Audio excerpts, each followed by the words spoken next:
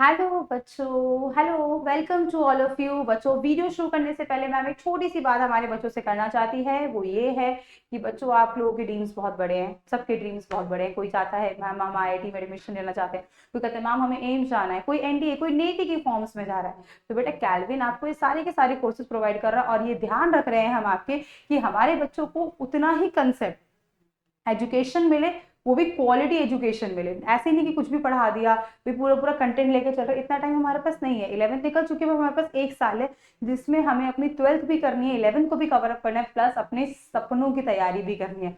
उड़ान भरनी है हमें, तो उस उड़ान के लिए हमें क्वालिटी एजुकेशन पे ध्यान देना है, जो कि हम आपको प्रोवाइड कर रहे हैं।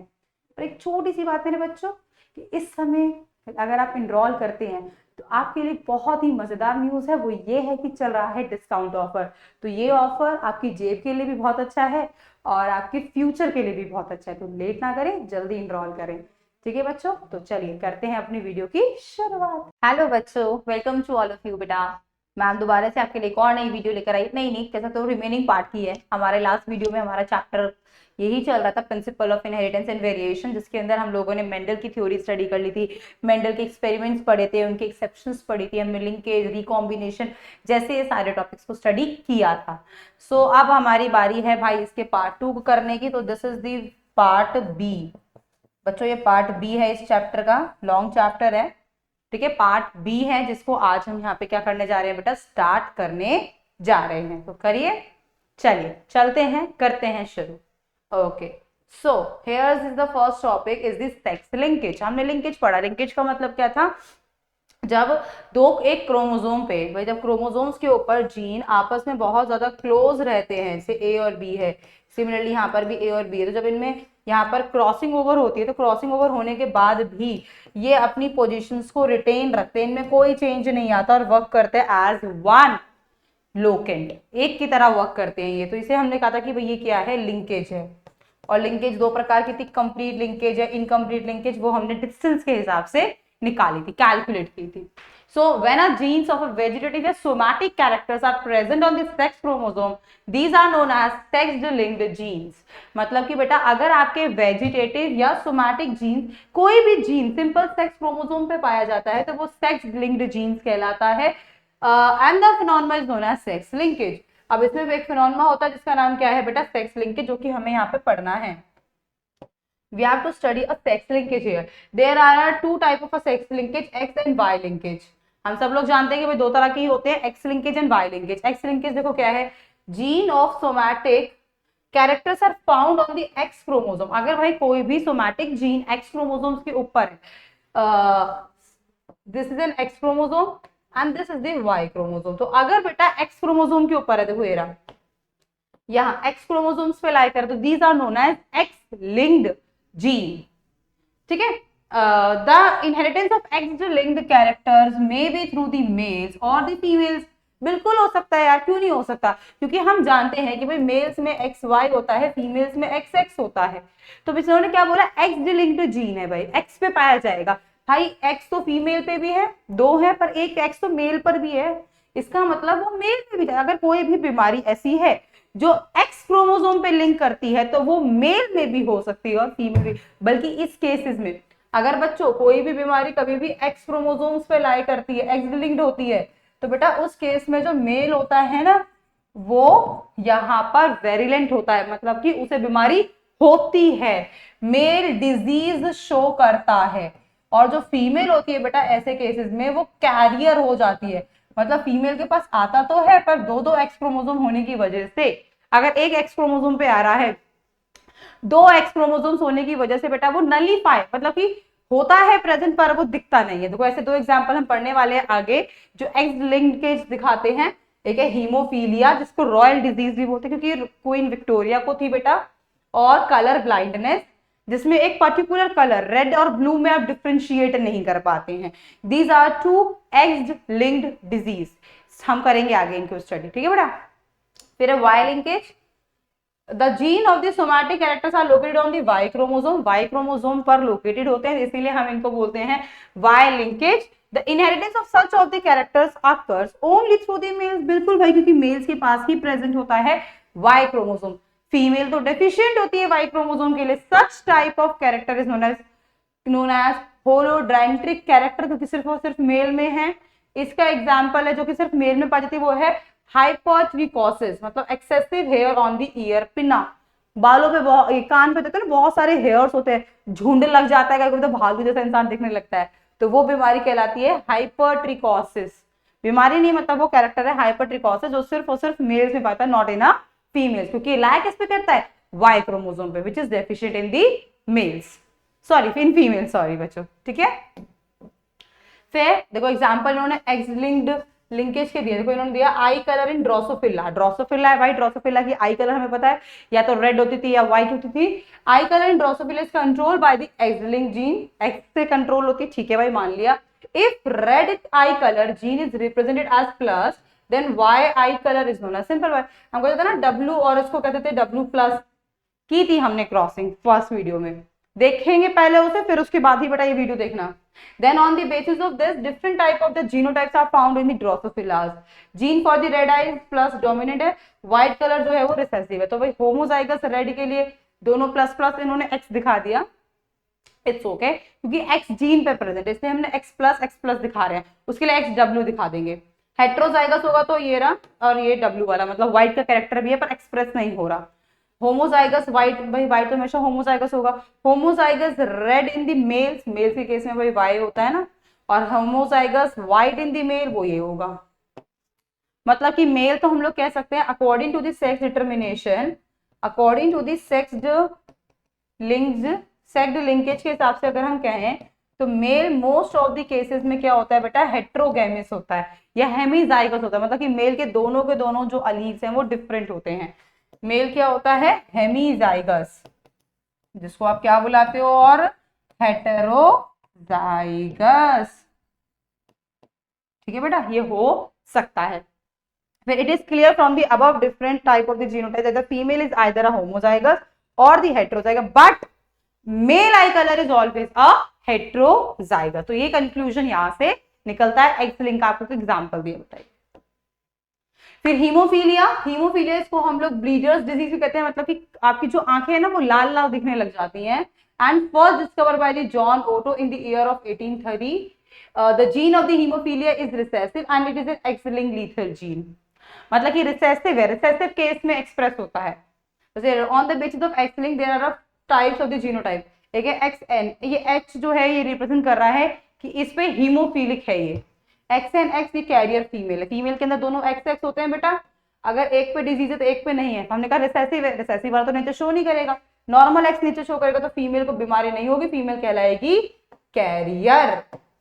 क्या कहलाएगी, फीमेल कैरियर। पर यहाँ पे अगर ध्यान से देखेंगे आप, अब दोनों पे अगर प्रेजेंट है भाई, इस पर भी जो है और इस पे भी प्रेजेंट है, तो भाई तो रिसेसिव तो होमोजाइगस में तो एक्सप्रेस करेगा ना, तो इस पेशेंट को ये हीमोफिलिक हो जाएगी, ये फीमेल कैसी हो जाएगी, हीमोफिलिक। वही मेल तो हमेशा ही अफेक्टेड रहेगा क्योंकि मेल के पास तो एक्स ही प्रेजेंट है, मेल में तो दोनों ही अपने कैरेक्टर एक्सप्रेस कर रहे हैं, ठीक है। But X and X's type of the female dies during the embryo stage because in hemizygous condition this disease become lethal, lethal मतलब कि जो डेथ कॉज करता है बेटा, और कॉज कर देगा डेथ अगर ये हीमोफिलिक पेशेंट्स मरते हैं। आपको पता है जो रॉयल क्वीन थी हमारी, क्वीन विक्टोरिया, वो कैरियर थी, वो क्या थी, इस डिजीज के लिए कैरियर थी, वो हीमोफिलिक कैरियर लेडी थी। उनकी जब पेडिग्री एनालिसिस हम आगे देखेंगे तब हमने पता लगा था ये चीज। फिर colour blindness, the inheritance of an colour blindness is like a haemophilia but it is not a lethal disease, मतलब कि इसमें ऐसा नहीं है कि इंसान मर ही जाएगा, ऐसा नहीं है। It is found in the male and the female and it discover by the Horner.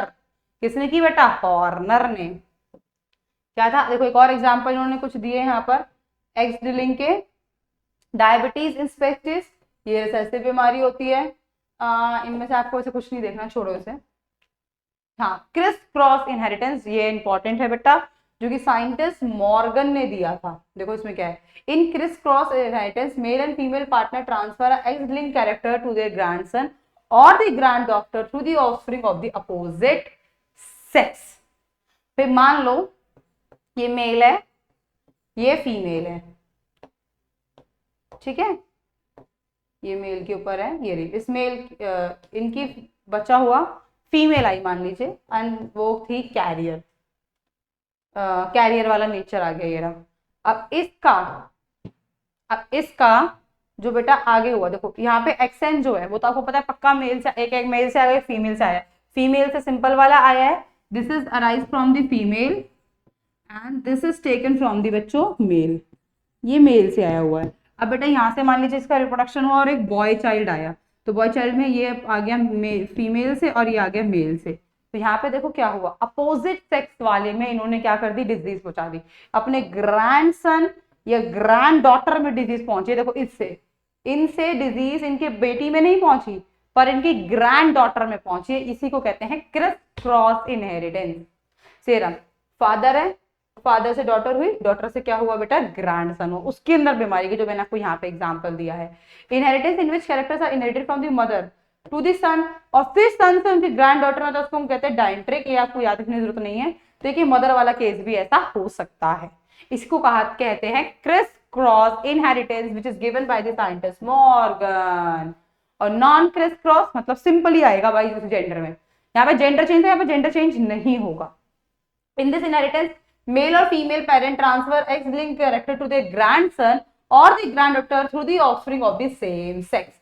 तो मदर से मतलब उसकी बेटी में हुई, बेटी से उसके पोती होता, जो भी आप बोल सकते हो, उसमें भी female to female and male to male diseases होती हैं ये, non criss cross. These characters are present in one sex, absent in another sex, but their genes are present in both the sexes and express नहीं example दिया देखो इन्होंने। Secondary sexual character, secondary sexual characters क्या होते हैं बेटा, जिसमें mail और फीमेल की बॉडी में आप डिफरेंशिएट कर पाते हैं, इन्हीं के डेवलपमेंट से आप डिफरेंशिएट कर पाते हैं। These genes are located on the autosomes। autosomes क्या होते हैं बेटा, वो 22 पेयर्स, मेल अगर ह्यूमंस की बात करें तो ह्यूमंस के अंदर 22 पेयर ऑफ क्रोमोसोम्स सेम होते हैं। 22 पेयर ऑफ क्रोमोसोम्स क्या होते हैं, अलाइक होते हैं, सेम होते हैं, और उन्हीं को कहा जाता है मेरे बच्चों ऑटोसोम्स। ठीक है, and in present both in male and female, दोनों में होता है भाई, अलाइक है, but effect of this depend on the absence और the presence of the sex chromosome. For example है gene of a bear mousech express in their effect only in the presence of the male hormone testosterone। भाई beer masses वाला जो character है वो autosomes में present है, but एक express कब होगा, जब इसके पास टेस्टोस्टेरॉन आएगा। फीमेल में कम आता है इसलिए फीमेल में एक्सप्रेस नहीं हो पाता, मेल्स में टेस्टोस्टेरॉन ज्यादा क्वांटिटी में होता है, इसीलिए ये बच्चों मेल में एक्सप्रेस कर जाता है। टेस्टोस्टेरोन याद रखना, ये एक एंड्रोजन है जो कि कौन से सेल्स बनाते हैं, ये मेरे बच्चे मुझे कमेंट बॉक्स में लिखकर बताएंगे कि टेस्टोस्टेरोन जो एक एंड्रोजन है मेल के कौन सा पार्ट है, कौन से सेल्स हैं जो इसे फॉर्म करते हैं। चलिए ओके, अब देखो कुछ सेक्स इन्फ्लुएंट कैरेक्टर्स दिखाए गए हैं। Genes of these characters are also present in the autosomes but they are influenced by male and female. से हेटेरोजाइगस कंडीशन है, देयर इफेक्ट इज डिफरेंट, अलग अलग है। से बेटा baldness, gene of baldness is dominant B, baldness होगा। ठीक है, अब देखो बेटा बैल्डनेस का क्या दिखाया, इन्होंने बोला कि अगर मान लीजिए कैपिटल बी है तो पक्का बैल्डनेस प्रेजेंट होगी भाई, फीमेल में भी मेल में भी। अगर हेटेरोजाइगस है पर होमोजाइग अगर ये है तो बैल्डनेस इसमें भी एब्सेंट है, इसमें भी एब्सेंट है। कैपिटल बी स्मॉल भी है तो भाई मेल में तो प्रेजेंट होगी, क्योंकि मेल तो हमेशा हेटेरोजाइगस होते हैं। फीमेल में एब्सेंट हो जाएगी क्योंकि फीमेल में डोमिनेंट नहीं करेगा, ये प्रेजेंट ही नहीं होगा। तो gene B V show that partially in male and female baldness is found in male due to the effect of this gene, but baldness is absent in female with this genotype. Female में absent है, male में present है heterozygous में, क्योंकि heterozygous में mail में express होता है, फीमेल में नहीं होता। फीमेल तो होमोजाइगस में कंडीशन में एक्सप्रेस करती है, ये प्रेजेंट है इसलिए, क्योंकि एक्स क्रोमोसोम्स पर डिपेंड करेगा, और एक्स क्रोमोसोम्स फीमेल के पास 2 हैं तो वो कैरियर होगी, मेल के पास 1 है तो वो डिजीज कॉज करेगा। देखो एक चीज ये थी, gene which control more than 1 character. देखो ये इंपॉर्टेंट है, पैलियोट्रोपिक जीन आ गया बेटा हमारा, पैलियोट्रोपिक जीन इंपॉर्टेंट है, आपका एग्जाम्पल याद रखेंगे हमारे बच्चे। अभी होता क्या है तो देखो पैलियोट्रोपिक का मतलब क्या है, मान लीजिए आपके पास एक जीन है, तो एक ही पेयर होगा, और ये एक पेयर एक से ज्यादा कैरेक्टर को कंट्रोल करता है। Control more than 1 character, control more than 1 character, एक से ज्यादा कैरेक्टर को कंट्रोल करता है। ऐसे जीन्स कहलाते हैं पॉलियोट्रोपिक jeans. Polytrophic gene. Genes which control more than one character is known as polytropic gene. These genes are shown in the multiple phenotypic effect. बहुत सारा इफेक्ट शो करते हैं. तो देखो इन्होंने एग्जांपल दिया. सिंगल जीन है, मान लो कोई एक जीन है बेटा जो कि यहाँ पे किसी का सीड कलर भी इन्फ्लुएंस कर रही है, red spots on the leaves होते हैं वो भी कर रही है और फ्लावर कलर भी कर रही है. तो एक ही जीन है बेटा जैसे सीड कलर भी प्रभावित हो रहा है, फ्लावर कलर भी हो रहा है, रेड स्पॉट्स भी आ रहे हैं. तो ये कहलाता है बेटा आपका पेलियोट्रोपिक जीन्स. मान लीजिए कि भाई किसी में कोई जीन है, मान लीजिए कोई एक्स है, कोई एक्स छोड़ो कोई ए ले लेती हूँ, चलो मान लीजिए कोई ए है, यहाँ पर ए जीन है बेटा, यहाँ पर जो दो चीजें कंट्रोल करता है, जो कि यहाँ पर हेयर कलर भी कंट्रोल कर रहा है मान लीजिए, और ये कंट्रोल कर रहा है हेयर टाइप भी.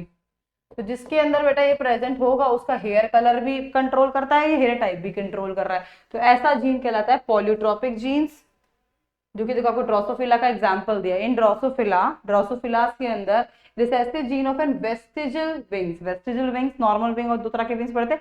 Vestigial wings also influence some other characters also, that is the structure of the reproductive organ. मतलब वेस्टिजल जीन्स तो भाई वेस्टिजल विंग तो दे रहा है, ये साथ में रिप्रोडक्टिव ऑर्गन का स्ट्रक्चर चेंज करता है या लेंथ ऑफ द बॉडी को चेंज करता है. ब्रिस्टल्स भाई वो 6 डॉट्स होने, ब्रिस्टल्स होने, ये चेंज करता है. और रिडक्शन इन एग प्रोडक्शन को भी कॉज करता है. तो ये एक जीन है जो कि इसको भी कंट्रोल कर रहा है और इन चीजों को भी कंट्रोल कर रहा है. इसीलिए इस तरह के जीन को हम कहते हैं पॉलियोट्रोपिक जीन मेरे बच्चों. तो इन्होंने एग्जांपल दिया पॉलियोट्रोपिक जीन्स का ह्यूमंस में. सबसे पहला एग्जांपल है सिकल सेल एनीमिया. देखो सिकल सेल एनीमिया होता क्या है बेटा, जब कभी भी एनीमिया होता है ना तो हमारे नॉर्मली जो आरबीसीज होते हैं अगर हम अपने आरबीसी की शेप बनाएं तो बेटा मेरे ऐसी होती है RBCs. This is your RBC, biconcave बोलते हैं हम इसे, कॉनकेव बनाते हैं कुछ इस तरीके से. एरिया ऐसे दिखती है कुछ, ये बाय कॉनकेव सा नेचर दिखता है इसमें. ये इस तरीके का बाय कॉन, बहुत बुरा बना है, ये बाय कॉनकेव इधर से और इधर से बाय कॉनकेव शेप होती है आपके आरबीसी की. This is the shape of the RBCs, red blood cells, erythrocytes भी बोलते हैं. अब बेटा सिकल सेल एनीमिया होता है तो इनकी शेप होती है ना वो सिकल सेल जैसी, ऐसी देखो ऐसी लंबी लंबी शेप हो जाती है, सिकल सेल शेप हो जाती है. इसी बीमारी को हम कहते हैं sickle cell anaemia. Genes provide a classical example of pleiotropy. बहुत ही बढ़िया एग्जांपल है पॉलीट्रोपी. कैसे? It not only cause haemolytic anaemia, मतलब कि ये आपकी बॉडी में एनीमिया कह रहा है. एनीमिया का मतलब होता है बेटा deficiency of haemoglobin. Deficiency of haemoglobin कभी भी होती है तो हम इसको एनीमिया के नाम से जानते हैं. ठीक है, ये तो ये कर रहा है. But also increase in the resistance to one of the type of the malaria. एक तो हीमोग्लोबिन को कम कर ही रहा है, बिल्कुल कर रहा है ये वाला gene, but result is increase in resistance. मतलब कि ये रेजिस्टेंस मतलब बेटा रुकावट इंक्रीज कर रहा है किसका? मलेरिया का. That cause by a parasite Plasmodium falciparum. मतलब जिस बंदे को सिकल सेल एनीमिया है उसकी बॉडी में हीमोग्लोबिन तो कम करेगा ही करेगा, साथ में यहां पर एक कह सकते हो एक नेचुरल या आर्टिफिशियल नेचुरल टाइप एंटीबॉडीज की तरह भी काम करेगा. ये प्लाज्मोडियम फैलिपुरम अगर उसकी बॉडी में एंटर भी कर जाता है तो उसको मलेरिया होने से बचा देता है. तो कह सकते हो एक तरीके से तो फायदेमंद लग रहा है ये. पर बेटा एनीमिया होता है. तो एक सिकल सेल एनीमिया के जीन ने दो चीज कंट्रोल कर ली. क्या क्या कंट्रोल करी? एक चीज कंट्रोल करी यहाँ पर हीमोग्लोबिन को डेफिशिएंट किया, और दूसरी चीज मलेरिया के रेजिस्टेंस को और ज्यादा इंक्रीज कर दिया. The sickle cell allele has a polytropic effect that develop of many tissues and organs like bones, lungs, kidney, spleen and the heart. ठीक है, तो इसका पॉलीट्रोपिक इफेक्ट पड़ता है बहुत सारे इन ऑर्गन्स पर, जिससे खराब भी हो जाता है काफी लंबे समय तक. फिर एक सिस्टिस फिब्रोसिस बेटा एक और है. इसमें क्या है देखो, cystic fibrosis is an heredity metabolic disorder. मतलब कि ये जनरेशन टू जनरेशन पास होने वाला डिसऑर्डर है. That is control bye a single autosomal recessive gene. ये ध्यान रखना बेटा, ऑटोसोमल मतलब मेल फीमेल दोनों में हो सकता है. The gene specific an enzyme that produce a unique glycoprotein. ये जो जीन्स होते हैं ये एक एंजाइम को इंफॉर्मेशन, देखो बेटा जीन्स का काम क्या होता है? जीन क्या करते हैं, इंफॉर्मेशन देते हैं, कमांड देते हैं, किस चीज के लिए, कमांड देते हैं for the production of protein. तो यहाँ पर ये स्पेशल तरह की एक इंफॉर्मेशन प्रोवाइड करता है जिससे फॉर्मेशन होता है ग्लाइकोप्रोटीन का। ये ग्लाइकोप्रोटीन रिजल्ट करता है in the production of mucosa. Mucosa जिसका काम लुब्रिकेशन करना है, जिसका काम कुछ लुब्रिकेशन करना होता है, या फिर फीकल मैटर को भी लुब्रिकेट करने में हेल्प करता है। More mucus interferent with the normal functioning of several, अगर बहुत ज्यादा म्यूकोस हो जाता है तो बेटा आपके जो functioning of several exocrine glands है, स्किन है, लिवर है, पैनक्रियाज है, भाई इन पे इफेक्ट पड़ता है, ये इंटरफेयर करता है। भाई ज्यादा म्यूकस प्रेजेंट होगा तो बेटा ज्यादा सिक्रीशन होने लगता है, तो मतलब एक लिमिट में होता है। परसिस्टेंट फिब्रोसिस का जीन क्या करता है, ये एंजाइम्स को इन्फॉर्मेशन देता है और प्रोडक्शन ऑफ ग्लाइकोप्रोटीन कराता है। वो ग्लाइकोप्रोटीन किसको लीड करता है, प्रोडक्शन ऑफ म्यूकोस को। ज्यादा म्यूकस आएगा तो आपके एक्सोक्राइन ग्लैंड, एक्सोक्राइन ग्लैंड जिनको बेटा हम डक्ट ग्लैंड भी बोलते हैं, जिनके पास अपनी खुद की डक्ट्स प्रेजेंट होती हैं, इनको हम डक्ट ग्लैंड भी बुलाते हैं। ठीक है,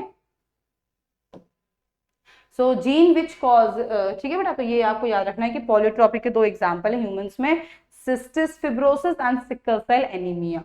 तो पॉलीट्रॉपी याद रहेगी बच्चों को कि एक जीन है, एक ही पेयर पाया जा रहा है, पर कंट्रोल कर रहा है एक से ज्यादा कैरेक्टर को। अब है हमारा लीथल जीन्स। अब देखो बेटा लीथल जीन्स क्या है, एक ऐसे जीन्स जो कि इंडिविजुअल के अंदर डेथ कॉज कर देते हैं। Gene which causes death of an individual in an early stage when it come in contact with the homozygous condition is known as lethal gene। तो अगर ये जीन अपनी होमोजाइगस कंडीशन में है तो ये इंसान की डेथ कॉज कर देते हैं। अब बेटा ये देखो होमोजाइगस कंडीशन में है। अब होमोजाइगस कंडीशन तो डोमिनेंट की भी होती है, रिसेसिव की भी होती है, तो तभी लिखा हुआ है कि भाई ये डोमिनेंट कंडीशन में भी हो सकता है और ये रिसेसिव में भी हो सकता है, बट रिसेसिव फॉर लिथली ज्यादा हमें देखने को मिलता है। मतलब ज्यादातर जो लिथली होती है, जो लिथल जीन्स होते हैं वो पाए जाते हैं रिसेसिव पार्टनर में। लीथल जीन को देखो सबसे पहले डिस्कवर किसने किया, एल्कुनेंट in coat colour of the mice में किया, जिसकी वजह से बहुत सारे माइसेस की डेथ हो रही थी। Gene of an yellow body of mice is lethal, वो येलो बॉडी का जो जीन है वो लीथल है, मतलब वो रिसेसिव है। So homozygous yellow mice are never obtain in the population, it dies in the embryonical stage. हमें ये बोला कि भाई लीथल जीन क्या होता है, तो लीथल जीन एक वो जीन है बेटा जो कि होमोजाइगस कंडीशन में अगर आएगा, लीथल जीन कभी भी अगर होमोजाइगस कंडीशन में आता है, सेम आता है, तो बेटा वो क्या करता है, वो डाई करता है। तो उन्होंने बोला कि येलो वाला डाई कर रहा है, इसका मतलब मान लो स्मॉल वाई दिखा रही हूँ मैं, स्मॉल वाई जो है अगर ये कंडीशन कभी भी है तो वो डाई कर जाएगा, तो वो क्या कर जाएगा, डाई कर जाएगा। ये कंडीशन अगर कभी भी देखने को मिलती है।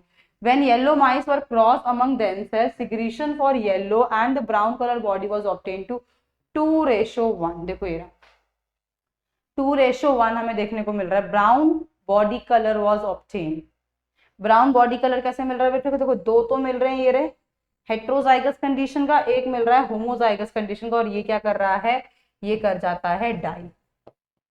ये तीन क्या करेंगे, सरवाइव करेंगे। ये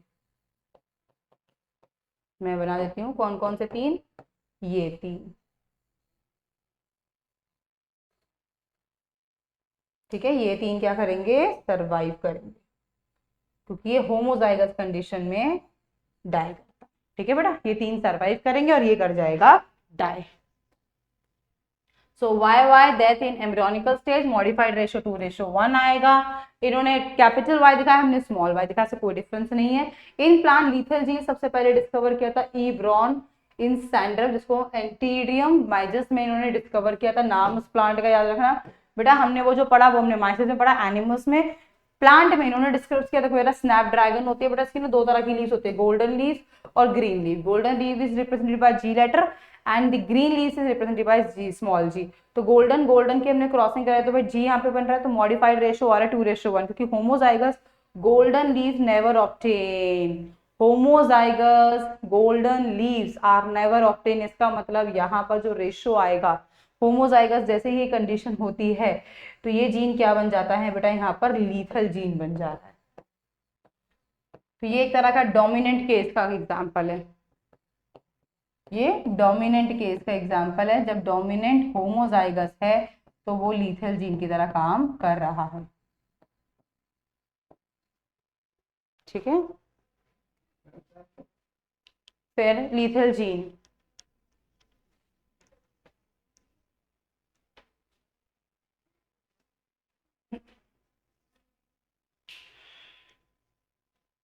ओके, हाँ, lethal gene in humans, genes of sickle cell anaemia. देखो बेटा, सिकल सेल एनीमिया है जिसको यहाँ पे एचबी के ऊपर एस लिखा हुआ है। क्यों लिखा है भाई? क्योंकि हमें पता है कि सिकल सेल में हीमोग्लोबिन की डेफिशिएंसी होती है। S represent this sickle cell, is an example of an lethal gene. ये भी एक लीथल जील का एग्जांपल है। कैसे? ये अब हमें देखना है कि ये कैसे लीथल जील का एग्जांपल है, लीथल जीन का। ये कैसे एक लीथल जील का एग्जांपल है? देखो यार, व्हेन टू कैरियर्स इंडिविजुअल, जब दो कैरियर इंडिविजुअल है भाई, दो कैरियर मतलब कि हीमोग्लोबिन दो हैं, दो एयर है हीमोग्लोबिन, एक के ऊपर ही है और एक खाली है। जब इनकी अगर आप क्रॉसिंग करवाते हो तो बेटा क्या क्या बनेगा? पनेट स्क्वायर अगर हम बनाते हैं तो पनेट स्क्वायर के अंदर जो कंडीशन बनेगी वो कुछ इस तरह की बनेगी। इसके बनाएंगे H B S, H B, H B S और एच बी। अब देखो अगर हम इनको हम फिल करें, सो मेरे हिसाब से किससे करेंगे तो ये हो जाएगा H B S, H B S. Homozygous condition, पक्का सिकल सेल एनीमिया मिलने वाला है। फिर इसमें H B S, H B, ये से करेगा तो H B S, H B, और ये एच बी मतलब नो सिकल सेल, ये फ्री इंडिविजुअल है, free from sickle cell anaemia.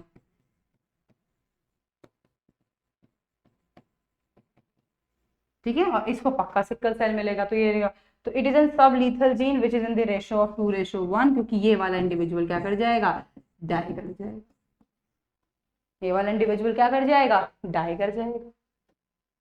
तो मोर देन, अब है मल्टीपल अलील्स, ये मैं आपको पढ़ा चुकी हूँ, सो इसलिए हम इसको यहाँ नहीं पढ़ रहे। जब एक से ज्यादा उसके पास है तो उसे मल्टीपल कहते हैं, पढ़ चुके हैं, सो ये आपको नीड करने की जरूरत नहीं है। Okay, so we have to start with the gene interaction.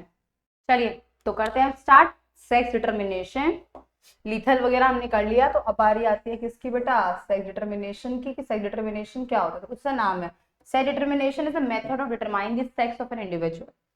ठीक है, ये रहा, establish sex through the differentiate development of an individual at an earlier stage known as the sex determination. Early stage पे किसी भी इंडिविजुअल का sex determine करना, उसका जेंडर डिटरमाइन करना बच्चों कहलाता है sex determination. Sex determination in most of the plant and animal is concerned with the study of the factor which are responsible for making an individual male and female hermaphrodites। कैसी हैं ये पता है? देखो बेटा, मोस्ट ऑफ द केसेस में अगर हम सेक्स डिटर्मिनेशन की बात करें बेटा, तो सेक्स डिटर्मिनेशन के मोस्ट ऑफ द केसेस में मेल जो होते हैं वो होते हैं हेट्रोगैमस। जैसे कि अगर हम ह्यूमंस की बात करें तो उसमें एक्स वाई होते हैं, और जो फीमेल होती है वो होती है एक्स एक्स, मतलब होमोगैमस होती है बेटा। वेरियस मेथड ऑफ ट्रेंड होते हैं भाई सेक्स डिटर्मिनेशन है। देखो भाई, हाँ, जरूरी नहीं कि हर ऑर्गेनिजम्स के अंदर भाई जो सेक्स क्रोमोसोम है वही एक ऑर्गेनिज्म का सेक्स डिटरमाइन करे। बहुत सारे ऐसे ऑर्गेनिजम्स भी हैं जो सेक्स डिटर्मिनेशन जिनके अंदर इन्वायरमेंट से हो जाता है। किसी का नॉन एलोसिक जेनेटिक डिटर्मिनेशन होता है, किसी का एलोमेस्मिक सेक्स डिटर्मिनेशन होता है, हेप्लॉइडी से होता है किसी किसी में। देखो इसका एग्जांपल मैं आपको बताऊंगी हनी बी में। Sex determination on the base of the fertilisation, तीन प्रकार का फर्टिलाइजेशन के साथ, तीन प्रकार का। पहला है progamic, sex determine before fertilization. Fertilization पहले पता लगेगा कि कौन सा इंडिविजुअल आने वाला है, जो कि आपका होता है ड्रोन इन हनी बी, जिसको हम लोग कहते हैं male honey bee. Male honey bee होती है बेटा ये, और ये हेप्लॉइड होती है, ये होती है हेप्लॉइड, बल्कि हम इसे पार्थिनोजेनिक भी बोलते हैं। ये पार्थिनोजेनिक तरीके से फॉर्म होती है। पार्थिनोजेनिक मतलब विदाउट ऑफ फर्टिलाइजेशन, पार्थिनोजेनिक होती है ये। अभी हम आगे इसका फ्लो चार्ट बताऊंगी मैं आपको, उसमें देखेंगे।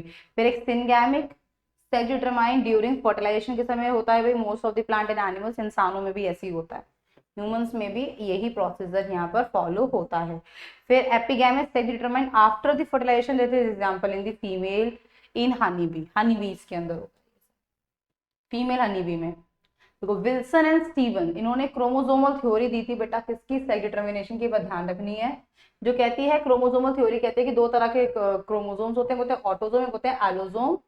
ये बात याद रखनी है। ऑटोसोम या जिनको सोमैटिक क्रोमोसोम्स भी कहते हैं, वो somatic character, normal somatic characters आपकी बॉडी में लेकर आता है। और जो एलोसोम्स होते हैं जिनको सेक्स क्रोमोसोम कहते हैं वो सेक्स डिटर्मिनेशन के लिए हेल्पफुल होते हैं ह्यूमन बींग्स में जैसा होता है। Sex chromosome first discover by the MC clerk in grass hopper में किया गया था बेटा। मेन पॉइंट जिनको मैं कर रही हूँ यहाँ पे, ये मेन पॉइंट्स आपको ध्यान रखने हैं। एक्स क्रोमोसोम जिसको हम एक्स बॉडी कहते हैं, इसको सबसे पहले हैंकिंग ने डिस्कवर किया था। जो देखा गया था testes of male bug, one chromosome has no homologous, एक क्रोमोसोम कभी होमोलोगस नहीं होता। 5 तरह के मैकेनिज्म है सेक्स डिटर्मिनेशन के। पहला है XX and XY system in the humans, कि भाई अगर XY है तो वो मेल है, अगर XX है तो वो फीमेल है। ह्यूमंस के अंदर ऐसे ही सेक्स डिटर्मिनेशन होता है, जो कि आपको दिखाया है।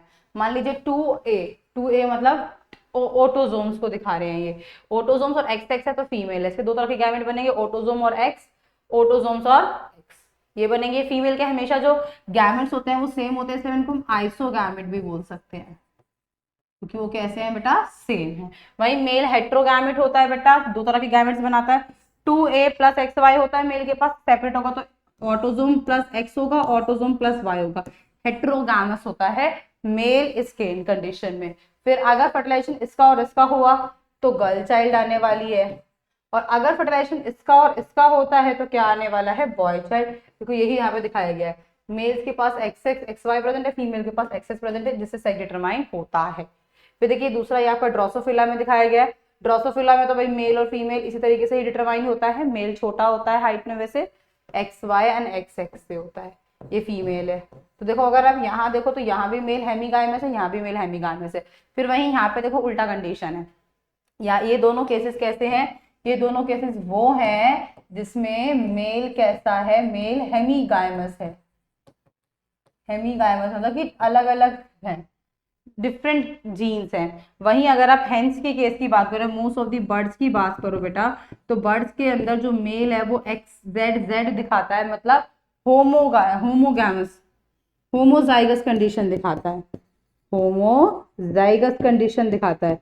वहीं जो फीमेल है वो है XW, वो ZW है, सॉरी यहाँ ले देती हूँ मैं, ZW है, जो कि कैसी कंडीशन दिखा रही है, जो कि यहाँ पर हेट्रोजाइगस कंडीशन को दिखाती है इस केस में। अदरवाइज आमतौर पे मेल्स ही जो है वो हेट्रोजाइगस कंडीशन को दिखाते हैं। इन मेल एक्स क्रोमोसोम्स में गायनोस्पर्म्स कहते हैं, वाई क्रोमोसोम को एंड्रोस्पर्म कहते हैं। मैन ड्रोसोफिला और dioecious plant like cocaine and melandrium इनमें इसी मेथड से होता है। फिर ZW एंड ZZ सिस्टम जो कि प्लांट्स में देखा जाता है। इस वाले केस में फीमेल जो है वो हेट्रोगैमी होती है, मतलब XW होती है, ZW होती है, और मेल जो होता है वो ZZ होता है। ये किसमें मिलता है, insects like butterflies, moths, vertebrates like birds, fishes, reptiles, इनमें सब में ये देखने को मिलता है। और in plant kingdom sex determination जो है फ्रैंगीरिया एलिटीरा में भी देखने को मिलता है बेटा, ठीक है। तो ये आपको देखने को मिलते हैं। फिर X एंड XO, O मतलब एब्सेंट, कुछ भी नहीं है ये system. There are a deficiency of 1 chromosome in the male. इस वाले केस में जो XO होता है बेटा वो मेल है, मतलब मेल के पास सिर्फ एक ही क्रोमोसोम प्रेजेंट है। अगर हम टोटल मान लीजिए 46 क्रोमोसोम लेते हैं तो यहाँ पर मेल के पास 45 क्रोमोसोम प्रेजेंट है खाली। और वहीं फीमेल जो है बेटा इस केस में XX है, ये फीमेल है इस केस की, और इसके पास वही टोटल 46 क्रोमोसोम्स पाए जा रहे हैं, कोई कम नहीं है कुछ नहीं है, जितने हैं सही हैं, मतलब पूरे हैं, सही है नहीं है, जितने हैं पूरे हैं यहाँ पर, ठीक है। तो और एक किसमें देखने को मिलता है, it is found in the grasshopper, squash bug, एनिशेरा, कॉकरोचेस, एस्कैरिस जो कि डिजीज में आता है, एस्कैरिस निम्ब्रिकोट, और प्लांट लाइक डायसोरा, सिन्यूटा, वेलिशनेरिया, एस्पेरिस, ये सारी आपकी फॉर्म्स हैं, टेरिडोफाइट्स, ठीक है बेटा। तो इन सब में ये पाया जाते हैं, याद रखने हैं आपको ये, ठीक है। सो इसमें अच्छा इसमें ये देखिए फीमेल होमोगैमेट है और मेल जो है वो हेट्रोगैमेट है, क्योंकि एक तो एब्सेंट है मेल के पास, ये याद रखना है। और इन ZO Z सिस्टम, ZO और ZZ सिस्टम में फीमेल के पास ऑड सेक्स क्रोमोसोम्स हैं। ऑड क्यों बोला, क्योंकि 45 है फीमेल के पास, वही मेल के पास पूरे क्या हैं, 2 होमोगैमिक सेक्स क्रोमोसोम। अच्छा हाँ, और जो फीमेल है वो A+Z वाली है। ये थोड़ा अलग दिया बेटा इसका, मैं चलो आगे बताती हूँ, ये चीज थोड़ी सी गलत दी हुई है इसमें, थोड़ी सी इसमें प्रॉब्लम है, आगे बात करते हैं। पहले हम ये बात कर लेते हैं हैप्लोडिप्लॉइडी।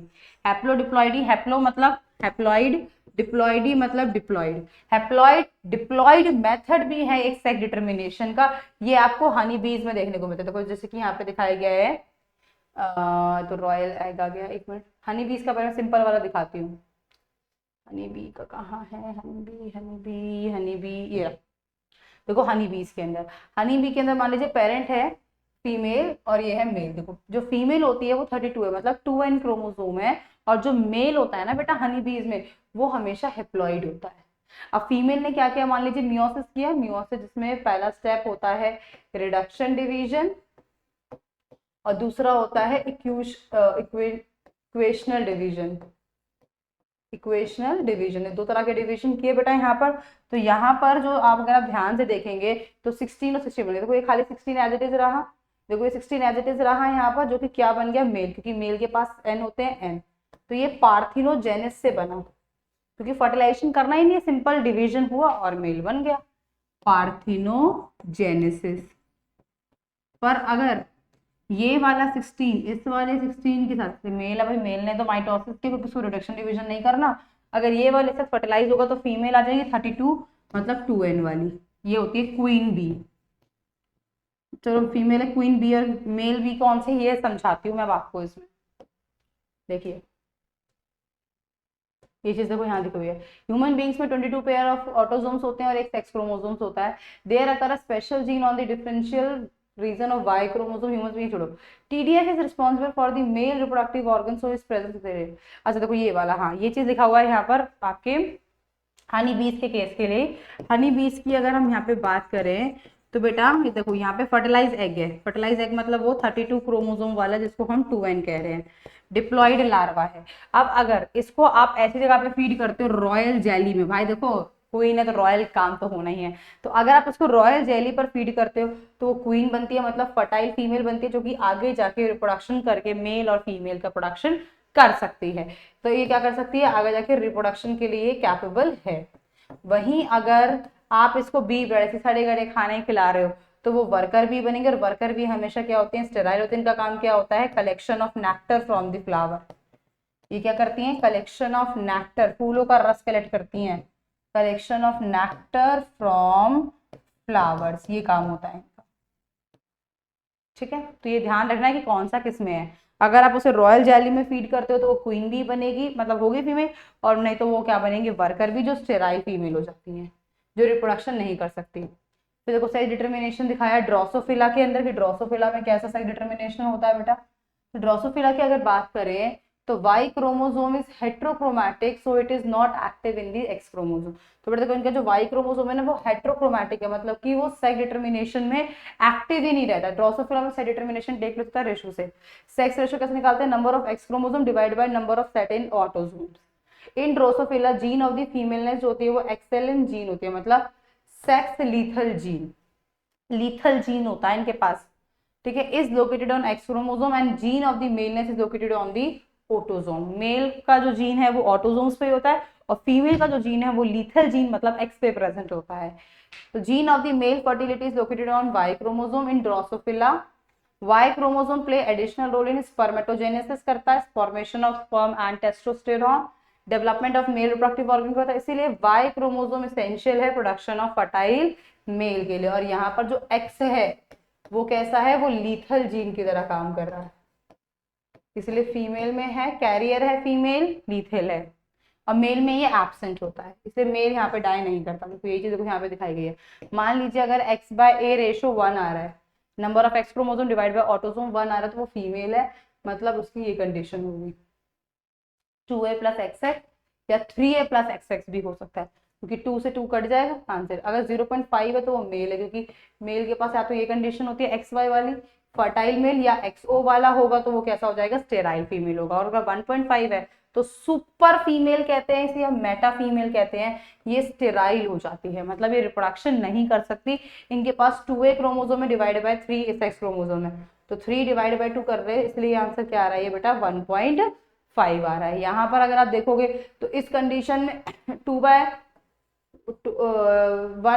है, क्योंकि एक्स क्रोमोसोम देखते हैं ना 1/2 0.5 है, यहाँ पर भी एक्स क्रोमोसोम 1/2 मतलब कि 0.5 है, और यहाँ पर 2/2 है, इसलिए आंसर क्या आ रहा है, 1 आ रहा है।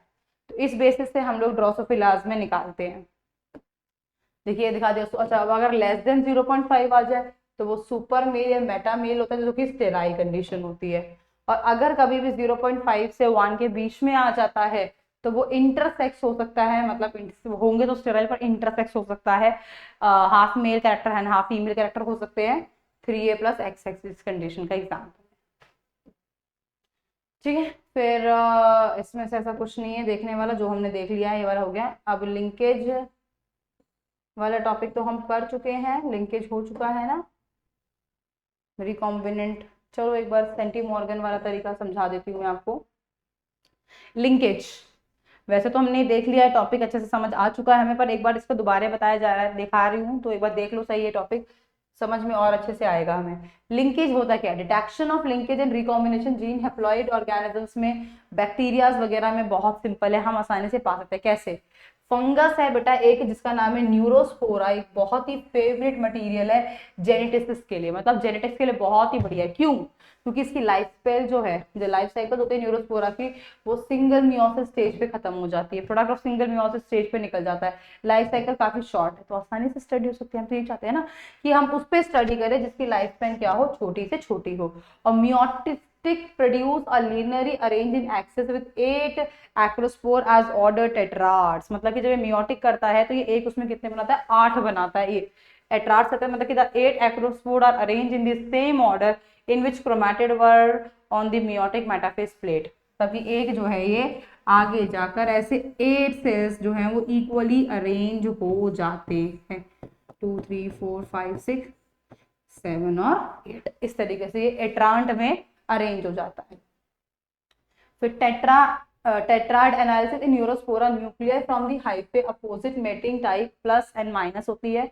फ्यूज करेगी डिप्लॉइड जेड से, भाई एक प्लस है एक माइनस है, ये फ्यूज किससे करेगी, डिप्लॉइड जाइगोट से। तो zygote is only diploid stage in the life cycle of Neurospora, बाकी पूरी एक ऐसी है हैप्लॉइड है। तो यहाँ पर डोमिनेंट फेज, अगर हम इसकी बात करें कि भाई डोमिनेंट फेज लाइफ साइकिल की कैसी है इसकी, तो इसकी डोमिनेंट फेज जो है वो हैप्लॉइड है।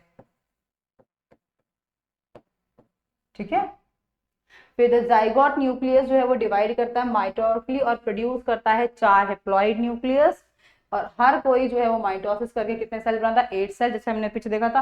तो 8 हैप्लॉइड एक्रोस्पोर्स होते हैं, एक एक्सिस में पाए जाते हैं, जो पीछे मैंने आपको दिखाया। The 3 division proceed along with longitudinal axis. नहीं, इसको देखने की जरूरत नहीं है। तो इस तरीके से आपके टेट्रांड्स बनते हैं, दिखा दिए। ये है डिप्लॉइड स्टेज 2n, पहला मियोटिक डिवीजन हुआ, 2 बने, सेकेंड हुआ 4 बने, फिर इससे कितने बन गए, देखो 8, ये 8 एक्रोस्पोर ऑर्डर्ड टेट्रांड, इस तरीके से ऑर्डर में अरेंज हो जाते हैं। Single gene mapping system in the Neurospora, Neurospora में सिंगल जीन मैपिंग सिस्टम दिया हुआ है बेटा। अब देखो ये सिस्टम है क्या, न्यूरोस्पोरास जो है काफी अच्छा है, क्योंकि भाई लाइफ स्पेन छोटी है, इजी स्टडी है, समझ में आता है, कॉम्प्लेक्सिटी काफी कम है, तो मतलब कि स्टडी जो है वो काफी अच्छी से है, इजी तरीके से हम लोग इसको समझ पा रहे हैं। देखो इन न्यूरोस्पोरा जो सेंट्रोमर है, जो कि आगे जाके रीजनरेशन के लिए बेटा रिस्पॉन्सिबल होता है, वो बिहेव करता है gene for mapping gene pair. In each of the case distance of the gene from centromere is calculating by the percentage cross over between the centromere and the gene, कि भाई कितना percentage हुआ है centromere और gene के cross over का, उससे हम लोग उनके बीच का डिस्टेंस निकालते हैं। एग्जांपल मान लीजिए 10% एक्सिस शो हुई है, 10% एक्सिस शो हुई है क्रॉसिंग ओवर एक्रोका, तो what will be the distance between the gene and the centromere, क्या होगा, तो देखो दे रहा टोटल मान लीजिए 100 है न्यूरोस्पोरा, जिसमें से 10% है, तो देखो 10% में क्रॉसिंग हुई है तो 90% नॉन क्रॉसिंग टाइप बच गई। एक एक्सिस here डेरिवेट करता है 4 क्रोमेटिड, 100 करेगी 400, तो 10 करेगी कितने, 40। तो out of the 40 only 20 will be recombinant type, 20 कैसी होंगी, जो कि रिकॉम्बिनेंट होंगी। भाई 40 में जो कि हाफ ही तो होती है जो रिकॉम्बिनेंट होती है एक में, तो ये ना परसेंटेज ऑफ दी सेंट्रोमर निकालने का, recombinant chromatid divide by total chromatid multiply by 100, तो रिकॉम्बिनेंट क्रोमेटिड 20 है, टोटल जो है वो 400 है, मल्टीप्लाई बाय 100, तो आंसर विल बी 5 सेंटीमोर्गन डिस्टेंस इनके अंदर पाया जाएगा, 5 सेंटीमोर्गन। ठीक है बेटा, तो इस तरीके से हमने इसको निकाला है। चाहो अब आप लोग होमवर्क में क्या करेंगे, आप लोगों को ये करना है, मुझे आंसर भेजना है कितना है, कि अगर बेटा 15% आपकी जो है एक्सी दे दी जाए तो कितना डिस्टेंस आएगा, ये आप मुझे बताएंगे, कितने सेंटीमॉर्गन डिस्टेंस यहाँ पे आने वाला है। ठीक है, चलिए फिर म्यूटेशन, ये इंपॉर्टेंट टॉपिक है बच्चों, म्यूटेशन। ये वाला जो था लीथल वाला, ये तो हम पढ़ चुके थे, इट इज एन इम्पॉर्टेंट। अब क्या होता है म्यूटेशन, मतलब सडन हेरिडेबल चेंज, किसी में मतलब अचानक से कोई चेंज आ जाना इज नोन एज म्यूटेशन। अचानक से खड़े खड़े गिर जाते हैं ना तुम लोग, कभी कभी खड़े खड़े गिर जाते हैं, तो क्या हो गया। तो बेटा ऐसे ही कभी कभी क्या होता है, हमारे डीएनए में भी किसी भी फैक्टर की वजह से, हो सकता है कोई इन्वायरमेंटल फैक्टर हो या कोई इंटरनल फैक्टर हो, जिसकी वजह से ना सडन चेंज आता है, and that sudden change is known as mutation. बेटा mutation and the variation are the two different चीज, नॉट द सेम। बच्चा देखो वेरिएशन जो है वो तो आता ही आता है, आपको पता थोड़ा बहुत आपके डीएनए बेस पेयर में एरर आएगी, थोड़ा बहुत आगे पीछे होंगे, दैट इज द वेरिएशन। और म्यूटेशन क्या होता है भाई, अचानक अपने आप आ गया, कैसे हमें नहीं पता, अचानक आ गया। हो सकता है किसी किसी के में ना, पॉसिबिलिटी 0 भी हो सकती है, पर बेटा अचानक से अगर कोई चेंज आता है तो उसे हम लोग क्या बोलते हैं, म्यूटेशन। तो some sudden heritable change in the genetic material of an organism is known as mutation, उसको हम लोग क्या बुलाते हैं, म्यूटेशन बुलाते हैं। म्यूटेशन डिसकंटिन्यूअस होता है, मतलब ऐसा नहीं है कि हमेशा होगा, it is N discontinuous source of the variation. इसको हगे डी वेरिस ने इसको दिया था। इन्होंने क्या बताया, इन्होंने म्यूटेशन की स्टडी की थी बेटा प्लांट में, जिसका नाम है ऑर्थिनोथेरा लेमेकिया, जिसको हम इवनिंग प्रीमोस कहते हैं, रात की रानी आप समझ सकते हो, शाम को जो खिलता है वो वाला फूल है, ये एक हाइब्रिड प्लांट है। इन्होंने ऑब्जर्व किया 834 म्यूटेशन इतने प्लांट्स में ऑरेंथिया में, क्योंकि सब में नहीं आएंगे। Credit of discovery of mutation जो है वैसे तो आखिरी में जाके मॉर्गन को दिया गया, क्योंकि पूरा तरीका इन्होंने ही समझाया था। इन्होंने ऑब्जर्व किया white eyed male Drosophila in population of the red eye. White eye जो आई थी वो म्यूटेशन से आ गई थी।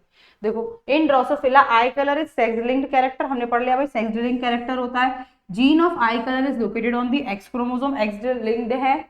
Gene of a red eye is dominant over the gene of the white eye, मतलब कि जो रेड आई वाला जीन है वो डोमिनेट करता है किस पे, व्हाइट आई वाले जीन पे, ये तो हम जानते हैं। फिर मलर दूसरे साइंटिस्ट आए, देखो ये साइंटिस्ट के नेम याद रखने बट आपको, मलर इन्होंने डिस्कवर किया इंड्यूस म्यूटेशन। इंड्यूस म्यूटेशन इन्होंने ड्रोसोफिला में देखा एक्सरे की वजह से, इंड्यूस मतलब जो हमने किया है। और मैकफ्रेरन, बर्नेट और नील जर ने इंट्रोड्यूस किया था म्यूटेशन बी लिम्फोसाइट्स के अंदर blood of the new antibodies formation के लिए। और आज भी बहुत सारे बेटा ऐसी एंटीबायोटिक्स हैं हमारी जिनको हम लोग म्यूटेशन के थ्रू ही प्रिपेयर करते हैं। फिर बैडली एंड टेप्टम इन्होंने इंड्यूस किया था म्यूटेशन न्यूरोस्पोरा में, जो कि आपने देखा था कि काफी अच्छी स्टडी होती है। क्या स्टडी करने के लिए, nutritional mutation with the help of the UV rays और द एक्सरे। तेरा वाइल्ड न्यूरोस्पोरा लिया इन्होंने, उसमें यूवी रेज डाले तो क्या बन गया, वो म्यूटेंट न्यूरोस्पोरा, मतलब कि उसके अंदर म्यूटेशन आ गई बेटा। फिर स्टडी की। अब तो नॉर्मली सारे, चलिए, so normal Neurospora can be grow in a minimal medium, मतलब विच लैक सम न्यूट्रिएंट, मतलब जिसमें कम न्यूट्रिएंट भी होंगे, नॉर्मल न्यूट्रिएंट में भी ग्रो कर सकते हैं, but it can make all nutrient for this is known as a prototroph. इसे देखने कितनी है, म्यूटेड न्यूरोस्पोरा जो है doesn't has capability to grow in a minimal medium because due to the mutation it lost genes which prepare some special nutrient। यही तो बात आई कि जो नॉर्मल न्यूरोस्पोरा थी उसको नॉर्मल उसमें डाल दिया ग्रो करने, क्योंकि उसने खुद ने कुछ अपने न्यूट्रिएंट्स बना लिए। पर जो म्यूटेंट न्यूरोस्पोरा आया बच्चों वो ऐसा नहीं बना पाया, क्यों, क्योंकि इनके पास कैपेसिटी कम हो गई। एग्जाम्पल कौन कौन से नहीं बना पाए थे, विटामिन बी जिसको थायमीन कहते हैं, where vitamin B or thiamine was given to the mutant neurospora, then the growth of the neurospora जो थी वो नॉर्मल थी, हमने दिया उसको, आर्टिफिशियली प्रोवाइड किया गया, इसी को कहा गया था एक्सोट्रॉफ। अपने आप बना रहे हो तो प्रोटोट्रॉफ और दे रहे हैं तो एक्सोट्रॉफ। फिर एमएच स्वामीनाथन, इन्होंने इंड्यूस किया था म्यूटेशन वीट्स के अंदर, ये याद रखना है, by using the gamma rays to obtain a good variety. Example आए थे जैसे साबरमती सोनोरा, ये इसका एग्जाम्पल है जिनको म्यूटेशन से प्रिपेयर किया गया। Gene which induce mutation in another gene is called a mutator gene. मतलब कि भाई एक जीन में कोई दूसरा जीन आके म्यूटेशन करवाता है तो वो कहलाता है म्यूटेटर जीन, और जिसमें म्यूटेशन हुआ है वो म्यूटेबल जीन कहलाता है। ठीक है बेटा, जैसे मान लीजिए कि ये आपका कोई जीन, ये आपका कोई क्रोमोसोम है, इसमें ये जीन प्रेजेंट है, कोई दूसरा आया भाग के, ये रहा दूसरा आया भाग के, इसने इसके अंदर म्यूटेशन कॉज की, तो ये कहलाएगा बेटा आपका mutator gene. Mutator gene which cause mutation, which cause mutation, और ये कहलाएगा mutable, mutable gene in which mutation occur. यहां पर क्या हुआ है, म्यूटेशन अकर। ठीक है, फिर म्यूटन, ये यूनिट होती है म्यूटेशन की, सिंपल या smallest part of the DNA में हम लोग म्यूटेशन करते हैं, और इसके सिर्फ और सिर्फ किस में करते हैं, एक न्यूक्लियोटाइड में। बेटा न्यूक्लियोटाइड क्या होता है, ये हम लोग वैसे तो मॉलिक्यूलर बेसिस वाले में पढ़ेंगे, पर आप देखो छोटी सी चीज ये समझ लो कि हमारा जो न्यूक्लिक एसिड है, हमारे जो न्यूक्लिक एसिड होते हैं बेटा, वो 3 चीजों से मिलकर बने हुए होते हैं। उसमें पाई जाती है शुगर, उसमें होते हैं नाइट्रोजन बेसिस, और बेटा उसमें होता है फॉस्फेट ग्रुप या फॉस्फोनिक एसिड भी आप बोल सकते हैं, उसमें होता है फॉस्फेट ग्रुप, और इन्हीं तीनों के कॉम्बिनेशन को हम बोलते हैं न्यूक्लियोटाइड। तो सिर्फ एक ही न्यूक्लियोटाइड में चेंज आता है म्यूटेशन। म्यूटेशन 2 प्रकार का, एक है क्रोमोसोमल म्यूटेशन और एक है जीन म्यूटेशन। का नाम है क्रोमोसोम्स में चेंज हुआ तो क्रोमोसोमल म्यूटेशन, जीन में चेंज हुआ है तो gene mutation. Chromosomal mutation is a change that occur in a morphology of the chromosome resulting in the change in the number of the sequence of the gene without any change in the ploidy। ploidy तो नहीं है, बस chromosome की shape आपने बदल दी। और chromosomal mutation 2 तरह के हैं, क्या हेट्रोप्लॉइड, जिसको हम लोग जियोमेट्रिक म्यूटेशन भी कहते हैं। It is a change in a number of set और अ क्रोमोसोम। 2 प्रकार के, यूप्लॉइडी मतलब change in a number of set, aneuploidy इसका मतलब होता है क्रोमोसोम्स के सेट चेंज कर देना। इसमें सेट बदलेंगे, इसके सेट के अंदर क्रोमोसोम, मान लीजिए कि हमारे अंदर 23 सेट ऑफ क्रोमोसोम होता है, 24 हो जाए, और इसमें मान लीजिए 23 सेट है तो 23 ही रहेंगे, पर इसमें से एक सेट में भाई पेयर होते हैं ना, ऐसे हो सकता है किसी में पेयर कम हो जाए या ज्यादा हो जाए। फिर क्रोमोसोमल एब्रिविएशंस दिए हैं। It is a change in structure of chromosome. ये 4 तरह के होते हैं, तो 4 तरीके से हम लोग क्रोमोसोम में चेंज कर सकते हैं। पहला तरीका है कुछ डिलीट करके, दूसरा तरीका इन्वर्जन करके, कुछ आगे पीछे लगा के, कुछ हो सकता है डुप्लीकेशन करके, और कुछ हो सकता है ट्रांसलोकेशन। पहला deletion. Deletion is a loss of a part और a segment of chromosome which lead to the loss of some gene. ये 2 प्रकार का है, टर्मिनल और एक है इंटरकैलरी। डिलीशन मतलब कि किसी जीन को कुछ पार्ट क्या कर दो, डिलीट कर दो, इसमें दिखा दिया। टर्मिनल डिलीशन दिखाया, loss of a chromosome segment from one and. हमने क्या कर दिया, देखो इस एंड में 5, 6, 7, 8 प्रेजेंट है, 1 और 2 पार्ट को, इतने पार्ट को कट कर दिया, लॉस कर दिया, this is the terminal deletion. The cri du chat syndrome, ये रहा क्राइडू-चैट सिंड्रोम, याद रखना है, ये इंपॉर्टेंट है। ये एक डिलीशन है जिसमें हम टर्मिनल डिलीशन करते हैं 5th क्रोमोसोम्स में। ठीक है, याद रखना है 5th क्रोमोसोम में करते हैं। फिर intercalary deletion is a loss of a chromosome between the ends. इसमें देखो ये रहा, वहां पे तो ऊपर से क्या, इसमें देखो यहां से डिलीशन किया, this is the intercalary deletion. फिर इन्वर्जन है बेटा। अभी इन्वर्जन क्या होता है, तो इन्वर्जन का मतलब होता है breakage of the chromosomal segment but reunion on the same. Break करना फिर जोड़ देना, बस थोड़ा बहुत चेंज कर देना। तो chromosome in reverse order is called reversion, उल्ट रिवर्स ऑर्डर में ले आना इन्वर्जन है। It lead to a change in a distance between a gene on the chromosome sequence which is 2 प्रकार का, पैरासेंट्रिक एंड पेरीसेंट्रिक।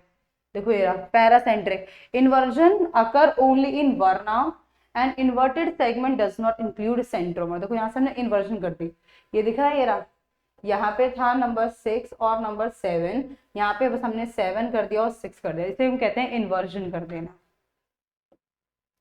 पेरीसेंट्रिक में देखो दिख रहा है, यहाँ पे हमने क्या कर दी, इन्वर्जन इन्वर्टेड सेगमेंट में की, मतलब कि ये एक पार्ट है, ये दूसरा लेग है आपके क्रोमोसोम का, यहाँ पे 3, 4 है, यहाँ पे 5, 6 हमने कर दिया, 5, 6 को इधर पहुंचा दिया, 3, 4 को इधर पहुंचा दिया, 6, 5 और 4, 3 दोनों में कर दिया, इसे हम कहते हैं बेटा पेरीसेंट्रिक।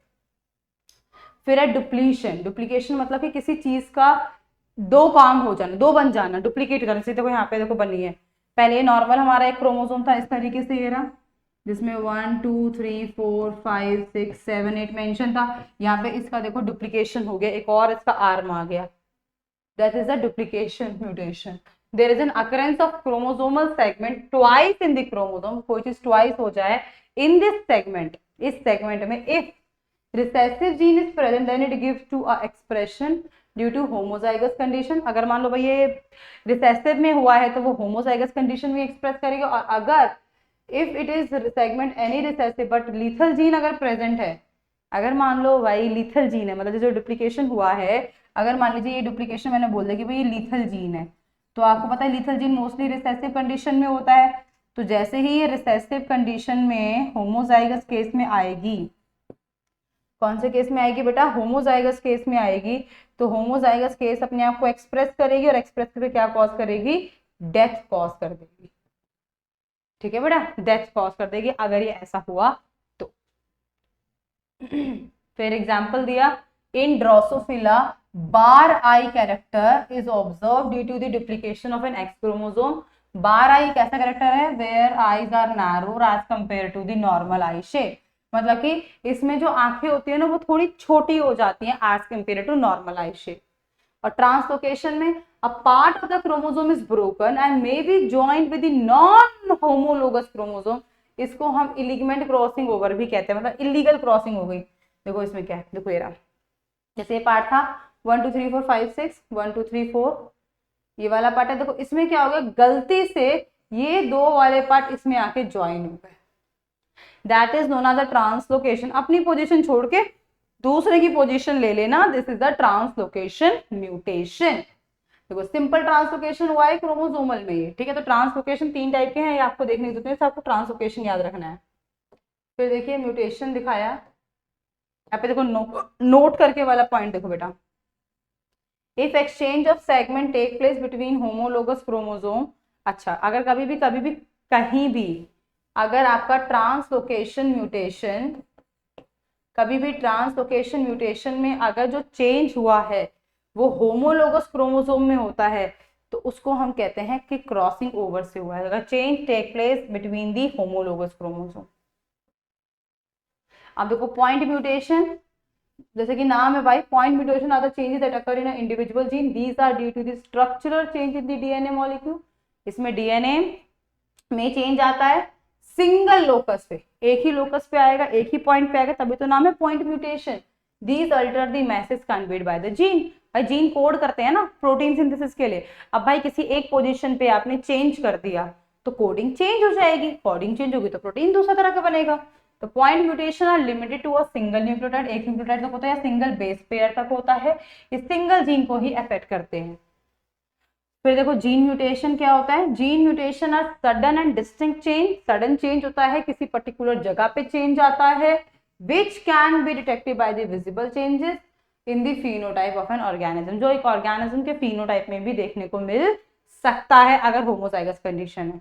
और पॉइंट म्यूटेशन हो सकता है बेटा डोमिनेंट हो सकता है वो रिसेसिव हो, लीथल भी हो सकता है, हार्मलेस भी हो सकता है, या एक्स लिंक्ड या फिर क्रोमोसोमल भी हो सकता है, किसी भी प्रकार का हो सकता है पॉइंट। तो पॉइंट म्यूटेशन में क्या होता है, किसी पर्टिकुलर न्यूक्लियोटाइड पर या पर्टिकुलर जीन पर या पर्टिकुलर बेस पर चेंज आता है। ठीक है बेटा, फिर ये आपको जैसे कि एग्जांपल दे देखो इन्होंने ये फ्रेम शिफ्ट म्यूटेशन, एक गिबरेलिस म्यूटेशन है, हमें वैसे आगे पढ़ना है। तो देखो अगर आप ध्यान से देखोगे, अगर यहाँ वाली म्यूटेशन, चलो इसको ना मैं दूसरे उसमें ही पढ़ना है।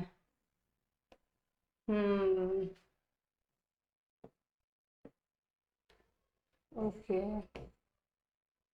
चलिए फिर देखो बता ही देती हूँ, चलो मैं इधर ही, दो प्रकार के होते हैं ये, एक होता है सब्स्टिट्यूशन, एक होता है फ्रेम शिफ्ट म्यूटेशन। अब सब्स्टिट्यूशन म्यूटेशन क्या है, रिप्लेसमेंट कर दो भाई, एक नाइट्रोजन पेयर की इधर से हटा के दूसरी जगह लगा दो, वो हो जाएगा सब्स्टिट्यूशन। इसमें change in one code in genetic code, sickle cell anaemia के अंदर ऐसा ही होता है। सिक्कल सेल एनीमिया में क्या होता है, मान लो ये ACCGUA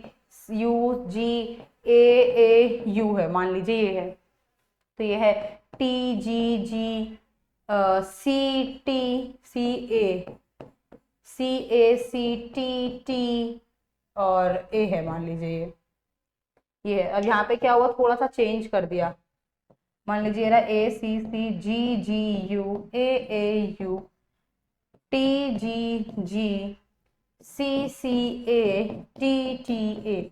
तो अगर ध्यान से देखोगे तो देखो इसमें सिर्फ चेंज हुआ है, सिर्फ और सिर्फ इस चीज में चेंज हुआ है। इसे हम कहते हैं सब्स्टिट्यूशन, की एक जगह से हटके कोई दूसरी जगह पहुंच गया। This is the substitution mutation which is seen in the sickle cell anaemia. और दूसरा है फ्रेम शिफ्ट म्यूटेशन, जिसको हम गिबरेलिस म्यूटेशन भी कहते हैं। द केमिकल, जैसे कुछ केमिकल है जिसका नाम है एक्रिडाइन एंड दी प्रोफ्लेमिन, जो कॉज करते हैं एडिशन या लॉस ऑफ एक वन और more than base pair in the structure of the DNA lead to complete change in the genetic code. पूरा ही चेंज हो जाएगा बेटा इसमें। जैसे देखो ध्यान से देखो, ये एटीजी एसीजीजी ये था पूरा, और देखो यहाँ पे देखो पूरी ही सेगमेंट चेंज हो गई। ये सही है, ये ठीक है, ये पूरी सेगमेंट ठीक है। यहाँ पर देखो ये पूरी ये सेगमेंट जो होती है वो क्या हो जाती है बेटा, चेंज हो जाती है प्रीवियस से, क्योंकि प्रोटीन चेंज। फ्रेमशिप म्यूटेशन ज्यादा हार्मफुल है सब्स्टिट्यूशन के मुकाबले, जैसे थैलेसीमिया, लीथल जीन डिसऑर्डर, इसमें इंसान मर जाता है। फिर म्यूटाजेंस क्या होते हैं बेटा, जिन सब्सटेंस ने म्यूटेशन लाया है उन सब्सटेंसेस को बुलाया जाता है mutagens, substance which causes mutation. और म्यूटाजेंस भी दो प्रकार के हो सकते हैं, फिजिकल म्यूटाजेंस और केमिकल म्यूटाजेंस। फिजिकल म्यूटाजेंस में टेम्परेचर या हाई एनर्जी रेडिएशन आता है। टेम्परेचर बढ़ाते हो तो रेट ऑफ म्यूटेशन जो है वो इस तरीके से चेंज होता है। Q stand for the mutation. Radiation के हिसाब से हो सकता है ऐसे आयनाइजिंग रेडिएशन होती है, कुछ होती है नॉन आयनाइजिंग रेडिएशन जिनसे म्यूटेशन आ सकता है। ठीक है, तो ये बेसिक पॉइंट्स दिखाए हैं। केमिकल म्यूटेशन में क्या हो सकता है, ये ज्यादा हार्मफुल है रेडिएशन से, बिकॉज इसमें प्रोटेक्शन जो होती है अगेंस्ट केमिकल जो है वो बहुत ही कम हो जाती है। Source of the chemical mutation जो है वो या तो फूड से मिलता है केमिकल म्यूटेशन, एयर से में हो सकता है, या बेटा जी वाटर में भी पाया जाता है chemical mutation. Effect of radiation is localise. Localise जो कैसे मतलब है कि भाई जो रेडिएशन है उसका इफेक्ट डीएनए के किसी बेसिक कोड है, मान लीजिए कि आपका डीएनए है, इसके सिर्फ यहाँ पे ए जो है वो डबल बॉन्ड बनाता है टी के साथ, सी जो है वो बनाएगा ट्रिपल बॉन्ड जी के साथ। मान लीजिए कि ये सिर्फ और सिर्फ इनको ही अफेक्ट करेगी, तो एक पर्टिकुलर जगह तक क्या होते हैं, ये लिमिटेड होते हैं बेटा। पर केमिकल वाला ऐसा नहीं है, केमिकल जो है वो क्रोमोसोमल म्यूटेशन भी कर देता है। सेरा मस्टर्ड गैस है, फर्स्ट आइडेंटिफाई केमिकल म्यूटेशन है ये। कार्बन टेट्रासल्फाइड CH4 है, नाइट्रस एसिड है HNO2 है जो कि एसिड रेन भी कॉज करता है, ऑर्गेनिक परऑक्साइड्स है, इथाइल यूरेन है, पेस्टिसाइड्स है, DDT है, तो कहते हैं इन हार्मफुल केमिकल से प्रोटेक्ट रहने के लिए। ठीक है, तो कुछ ऐसी एंटीबायोटिक है नाम है न्यूमाइसिन, कैनामाइसिन, स्ट्रेप्टोमाइसिन। ये combine with some small quantity या subunit of the prokaryotic ribosome. इसमें थोड़ा सा प्रोकार्योटिक राइबोसोम्स डालते हैं जो misreading of genetic code करता है और इंड्यूस करता है एरर। एरर मतलब कि वो प्रोटीन को चेंज कर देता है, प्रोटीन जो बनना था उससे दूसरा बनेगा। और इसी इफेक्ट सेम इफेक्ट आपको पायरोमाइसिन एंटीबायोटिक में भी देखने को मिलता है जो यूकारियोट से बनाई जाती है। और अगर वो प्रोटीन नहीं बनेगा जो हमारी बॉडी में बन रहा है, तो हमारे बॉडी में प्रेजेंट जो बैक्टीरिया है वो सर्वाइव ही नहीं कर पाएगा। वो सर्वाइव क्यों कर पा रहा है, क्योंकि हमारी बॉडी में पर्टिकुलर कोड से प्रोटीन बन रहा है। अब हम क्या करें, अब हम उस कोड को ही चेंज कर दें तो प्रोटीन दूसरी तरह का बनेगा, बैक्टीरिया सर्वाइव नहीं कर पाएगा, वो डाई कर जाएगा। हम कहते हैं कि एंटीबायोटिक काम कर जाती है। ठीक है, अब देखो ह्यूमन जेनेटिक्स। भाई ह्यूमन जेनेटिक्स बहुत जरूरी है, इंसान की जेनेटिक्स बहुत जरूरी है, इससे समझ में आता है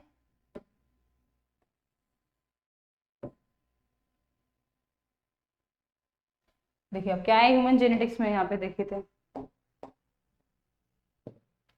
सो सर फ्रांसिस गैल्टन, ये आपको याद रखना, जिनको फादर ऑफ यूजेनिक्स बोलते हैं। क्यों, क्योंकि इन्होंने यहाँ पर improvement in human species through the hereditary change. इन्होंने बोला था कि भाई एक इंसान है, मान लो ह्यूमन है, जो कि सिर्फ टॉलरेट कर सकता है 50 डिग्री सेल्सियस टेम्परेचर को। तो इन्होंने कहा कि भाई अगर हम इसके अंदर कुछ हेरिडिटी कैरेक्टर्स को इंड्यूस कर दें, कुछ हेरिडिटी कैरेक्टर्स को अगर हम इसके अंदर क्या कर दें, इंड्यूस कर दें, तो हो सकता है कि यही ऑर्गेनिज्म, यही ह्यूमन जो है वो 70 डिग्री तक के टेम्परेचर को भी क्या कर सके, टॉलरेट कर सके। ये चीज इन्होंने समझाई थी अपने एक्सपेरिमेंट में। The study and the analysis of the human genetics. कभी भी ह्यूमन जेनेटिक्स की स्टडी करना, एनालाइज करना, इसके लिए बहुत सारे मेथड्स यूज होते हैं। एक सबसे अच्छा मेथड है बेटा पेडिग्री एनालिसिस का, स्टैटिस्टिक्स एनालिसिस एंड ह्यूमन कार्योटाइपिंग। ये ह्यूमन कार्योटाइपिंग वगैरह ये हम पढ़ेंगे नेक्स्ट चैप्टर ह्यूमन वो सॉरी मॉलिक्यूलर बेसिस वाले में। देखो पेडिग्री एनालिसिस है, आपकी बुक की ही पिक्चर है देखो बेटा। तो पेडिग्री एनालिसिस क्या होता है? पेडिग्री का मतलब होता है बेटा एक कुत्ते वाला फूड नहीं है, डॉग फूड नहीं है, it is not a dog food. Pedigree is the study of the family, it is the study of the family transmission of familial characters, study of the ancestral history of a man of transmission of genetic character from one generation to next। मतलब pedigree का मतलब होता है study of the family, study of family genes और trait. Family के genes या traits की study करना बेटा पेडिग्री कहलाता है, और इसको समझना पेडिग्री एनालिसिस कहलाता है। जैसे कि भाई क्यों डार्विज्म क्यों है, क्यों बोना है, क्यों एल्बिज्म है, क्यों कलर ब्लाइंडनेस है, हीमोफीलिया, ये सब जेनेटिकली ट्रांसमिटेड कैरेक्टर्स हैं। तो इन सब के स्टडी करने के लिए हम क्या पढ़ेंगे? हम करेंगे पेडिग्री एनालिसिस। इसमें तो कुछ पेडिग्री एनालिसिस में कुछ साइंस दिया, आप इनको ऐसे ही याद करोगे। जैसे पहला दिया आपको डिब्बा बना के दिया, खाली डिब्बा मतलब मेल, गोला फीमेल, और ये ऐसा है भाई, ये है सेक्स अनस्पेसिफाइड। सेक्स अनस्पेसिफाइड मतलब बेटा कि हमें पता है कि वो ऑर्गेनिज्म है पर कैसा है ये हमें नहीं पता, कंप्लीट उसकी डायग्नोसिस नहीं है। तो हमें पता कि कंप्लीटली मेल है कंप्लीट, तो ये सेक्स अनस्पेसिफाइड मतलब होता है कि भाई कंप्लीटली हमें नहीं पता किसी चीज का। मान लीजिए कि भाई मेल जो है वो यहाँ पर डोमिनेंट है और फीमेल यहाँ पर, और मान लीजिए कि ये ए है, इसका दूसरा कैरेक्टर हमें नहीं पता। अगर स्मॉल ए हुआ, मान लीजिए ये ऐसा है मान लेते हैं जो यहाँ पर मेल है वो, एक मिनट देखो दूसरा एग्जांपल देती हूँ मैं आपको। वैसे मान लेते हैं कि जो हमारे जो फीमेल है वो यहाँ पर हेटेरोगैमस है और जो मेल है वो हेटेरो है, मान लीजिए ये कंडीशन है। तो यहाँ पर हेटेरोगैमस होगा तो मान लीजिए मेल है, और होमो होगा तो फीमेल है। अब यहाँ पे ये एक है, दूसरा हमें नहीं पता कि भाई कौन सा कैरेक्टर है। तो अगर स्मॉल ए हुआ तो मेल होगा, कैपिटल ए ही हुआ तो फीमेल, हमें नहीं पता। तो इसी को हम कहते हैं सेक्स अनस्पेसिफाइड। और ये कभी भी अगर गोले में कलर भर दिया जाए तो समझ जाओ वो अफेक्टेड इंडिविजुअल है। ये हुआ मैटिंग। मैटिंग मतलब किसी दूसरी स्पीशीज से, अपने पर्टिकुलर अपने रिलेशनशिप में नहीं, अपने रिलेटिव से नहीं होता। और ये अपने रिलेटिव से अगर क्रॉसिंग होती है तो उसमें डबल लाइन बनती है, हम कहते हैं कॉन्सगैनियस मेटिंग। फिर मेटिंग के बाद जो चिल्ड्रंस आते हैं उनको ऐसे दिखाते हैं, चिल्ड्रन हमेशा ऐसे इंक्रीजिंग उसमें दिखाए जाएंगे। मतलब पहले इन दोनों का ये बच्चा ये है, फिर ये है, पहले फीमेल है फिर मेल है। Parents above and children below in the order of birth left to right, मतलब कि पहले ये पैदा हुई फिर बाद में ये पैदा हुई, बड़ी बेटी है छोटा बेटा है, ऐसा समझ लो। फिर parent with male child affected with disease, parents में कोई डिजीज नहीं है पर बेटे में डिजीज आ गई, तो बेटा देखो अफेक्टेड आया क्योंकि इसमें क्या भरा हुआ है, ये कलर भरा हुआ है इस तरीके से, ठीक है, ये अफेक्टेड है। और देखो ये सर्कल बना के फाइल देखिए, मतलब कि 5 और बच्चे हैं जो कैसे हैं, अनअफेक्टेड ऑफस्प्रिंग है, बिना किसी बीमारी के ऑफस्प्रिंग है वो। इसको समझाया गया, देखो ये दिखा गया है pedigree analysis, representative pedigree analysis A में दिखाया गया है autosomal dominant trait, for example है मायोटिक डायस्ट्रोफी का। देखो इसमें क्या है, ऑटोजोमल है मतलब ऑटोजोम्स पे प्रेजेंट करती है, ये रहा, it is an autosomal dominant. अभी डोमिनेंट कैसे है ये देखो, ये चीज हम समझते हैं। देखो सबसे पहली बात, मुझे कैसे पता है डोमिनेंट है, तो देखो डोमिनेंट बेटा इसीलिए मुझे पता लगा कि ये फीमेल में थी पर ये मेल में भी आ रही है, ये फीमेल में थी मेल में भी। और हम सब लोग जानते हैं कि female most of the cases में होमो होती है, पर ये हेट्रो में भी आ गई भाई। अगर मतलब कि बेटे से बेटी में भी आ गई, अगर सेम, ऐसे याद रखो, अगर कभी भी कोई भी बीमारी सेम जेंडर में पास होती है तो वो रिसेसिव कंडीशन हो सकती है, पर अगर अपोजिट सेक्स में पास होती है तो बेटा वो डोमिनेंट कंडीशन हो जाती है मोस्ट। तो देखो यहाँ पर मान लीजिए फीमेल है, ठीक है, ये फीमेल है ये मेल है, हमें पता है ये दिस इज अ फीमेल, अरे this is a female and this is a male. Female जो है वो अफेक्टेड है और जो मेल है वो अनअफेक्टेड है। तो यहाँ पर मान लेते हैं कि जो फीमेल है हमें नहीं पता कि भाई उसका जो गैमीट है यहाँ पर वो क्या है। मेल का मान लेते हैं कि वो डोमिनेंट नहीं है ना, रिसेसिव है, तो ये स्मॉल ए है, ठीक है, यहाँ पे अभी स्मॉल ए भी हो सकता है और ये कैपिटल ए भी हो सकता है। फिर देखो अब ये तो इसमें तो आई नहीं, इसका मतलब ये तो रिसेसिव ही होगा क्योंकि डोमिनेंट वालों में आने वाली है। डोमिनेंट में अगर दोनों कंडीशन हो तब भी आएगी और हेटेरो हो तब भी आएगी। इसमें भी नहीं है तो ये भी स्मॉल ए मैंने यहाँ पे जो दिखाया बेटा, यहाँ पे मैं कैपिटल ए जो है ये मैं दिखा रही हूँ for the dominant phase. Capital A जो है वो मैंने किसके लिए दिखाई, डोमिनेंट के लिए दिखाई है, और स्मॉल ए मैं दिखा रही हूँ रिसेसिव के लिए। ठीक है, तो यहाँ पर भी नहीं है तो इसका भी स्मॉल ए है, इसका भी स्मॉल ए, इसमें मैंने एक कैपिटल लिख दिया, एक मुझे नहीं पता क्योंकि एक तो पक्का होगा तभी दिख रहा है। ये भी स्मॉल ए है, ये भी स्मॉल है, ये भी स्मॉल है, ये भी स्मॉल है, इसमें एक कैपिटल एक डैश मुझे नहीं पता, ये स्मॉल ए। अब जरा देखते हैं कि भाई दूसरा क्या है, दूसरा हमें निकालना है कि दूसरा यहाँ पर क्या होने वाला है।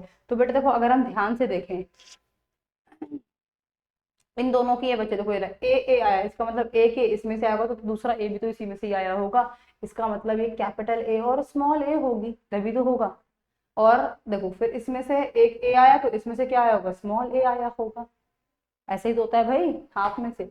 अब देखो इसमें से सिमिलरली इनमें से ये इंडिविजुअल भी आया तो देखो कैपिटल ए इसमें से आ गया तो स्मॉल ए इसमें से आया होगा, स्मॉल ए इसमें से आया होगा।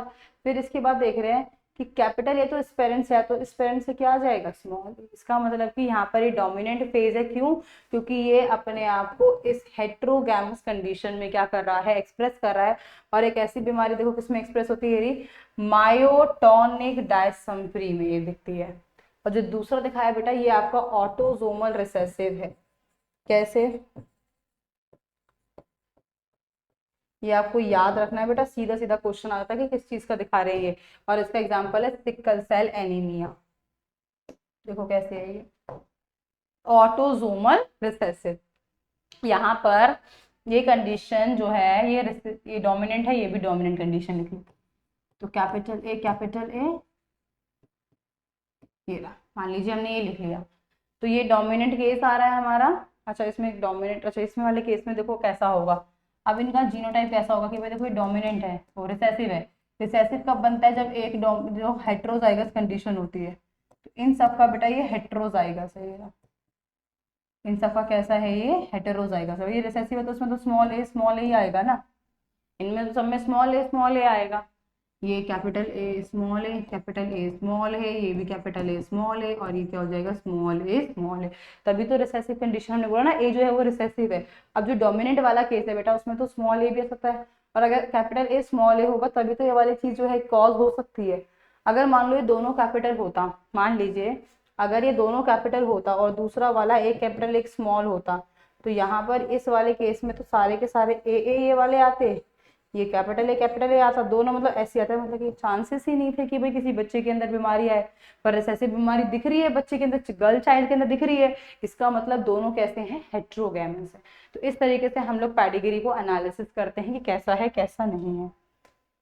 ठीक है, तो देखो ह्यूमन कार्योटाइप एक तरीका है जिससे हम लोग पहचान सकते हैं बीमारी के बारे में।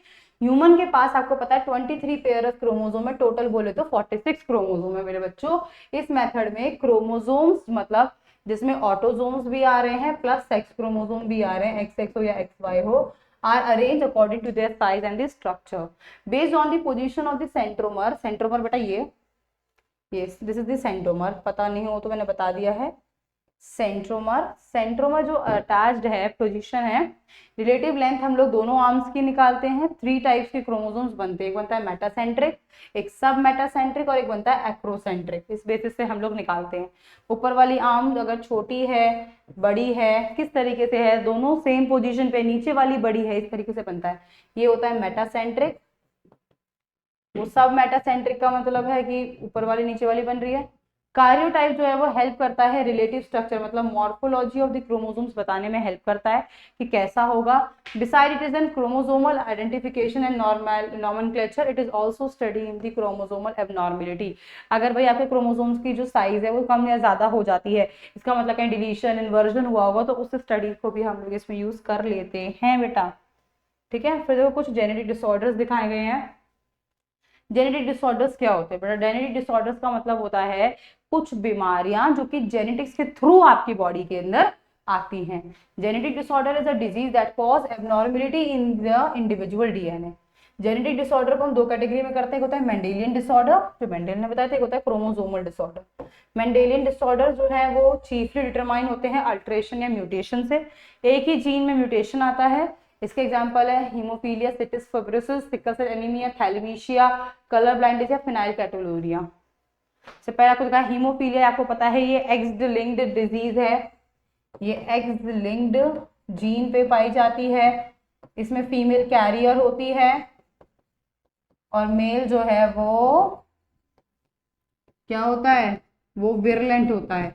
विरलेंट मतलब बीमार करेगा डिजीज दिखाएगा ही, जो एसेंशियल क्लोटिंग फैक्टर होता है, ठीक है।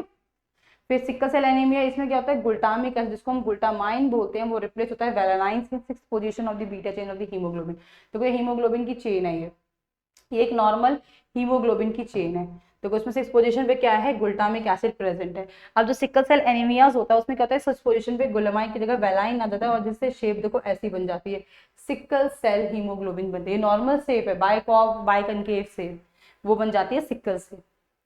when the red blood cells become sickle shape as compared to the normal shape। और ये भी आपको पता है ये भी एक्स लिंक्ड डिजीज है।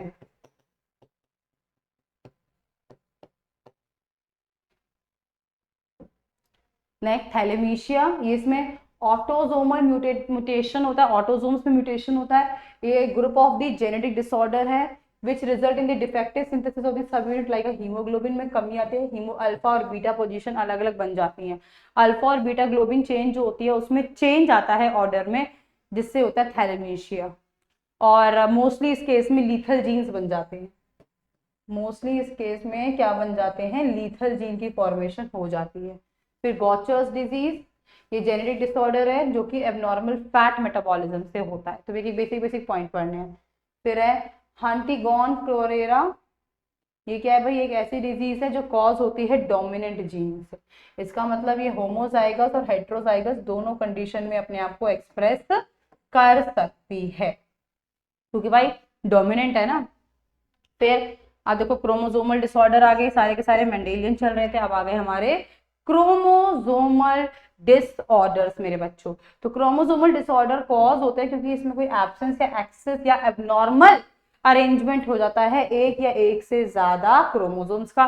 कैसे होते हैं वो टाइप्स हम पढ़ चुके हैं। फेलियर और segregation of chromatid during cell division result in a gain और लॉस ऑफ अ क्रोमोसोम। तो जब कभी आपके सेल डिवीजन के दौरान, ड्यूरिंग सेल डिवीजन अगर क्रोमैटिन का सेपरेशन नहीं हो पाता, सही सेपरेशन सही से नहीं हो पाते, नहीं अलग अलग हो पाते, तो बेटा उस केस में क्या होता है, उस केस में कोई डिलीशन या कुछ एक्स्ट्रा या कुछ इन्वर्जन या ट्रांसलोकेशन हो सकता है।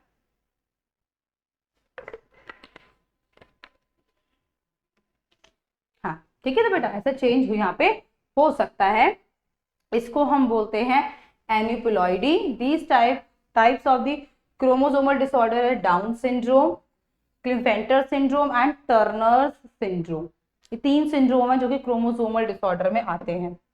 जैसे कि दिख रहा है ये जेनेटिक डिसऑर्डर डाउन सिंड्रोम, इसमें क्या होता है, it is an additional presence of a copy of the 21st chromosome. 21st chromosome additional पाया जा रहा है, मतलब ट्राइसोमी है।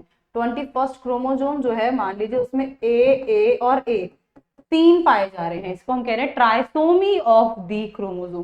देखिए ये सारे के सारे सही हैं। This is the first, second, third, fourth, fifth, 6th, 7th, 8th, 9th, 10th, 11th, 12th, 13th, 14th, 15th, 16th, 17th, 18th, 19th, 20, 17,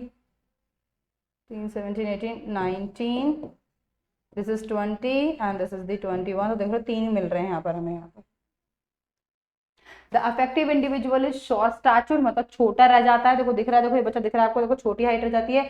with small round head, छोटा छोटा सा, देखो छोटा सा, देखो इतना सा सर है बेटा, राउंड हेड है। नेक वाला जो रीजन है वो कम देखने को मिलता है।